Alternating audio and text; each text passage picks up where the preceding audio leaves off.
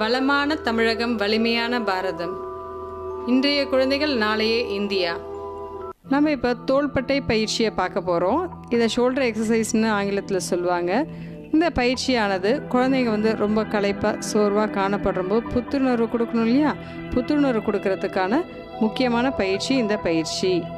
இப்போ மெதுவாக நம்மளுடைய முழங்கையை மடித்து நம்மளுடைய தோள்பட்டையில் விரல்கள் பூ மாதிரி மொட்டு மாதிரி நல்லா குவிஞ்சு வச்சுக்கணும். எல்லா விரலையும் வச்சுட்டு மூச்சை நல்லா மெதுவாக உள்ளார இழுத்துட்டு அந்த கையை நல்லா உயர்த்தணும். ஹாய் அப்படின்னு சொல்கிற மாதிரி நல்லா உயர்த்தணும். அதுக்கப்புறம் திரும்ப கீழே கொண்டு வரணும்.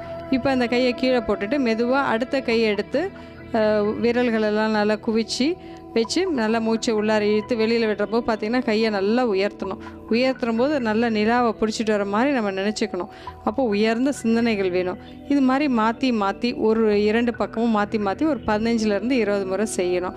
இந்த மாதிரி செய்கிறம்போது பார்த்திங்க அப்படின்னா நம்மளோட மூளை நன்றாக தூண்டுவிக்கப்படுகிறது. எப்படி அப்படின்னு பார்த்திங்கன்னா, physical stimulation leads to brain stimulation அப்படின்னு சொல்லுவாங்க.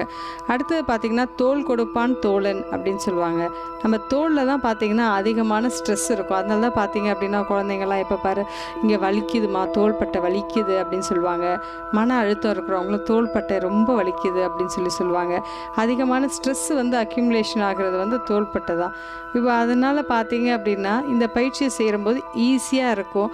குழந்தைங்க ரொம்ப சோர்வாக காணப்பட்டாலும் புத்துணர்வோடு காட்சியளிப்பார்கள் இந்த பயிற்சி செய்வதன் மூலியம்.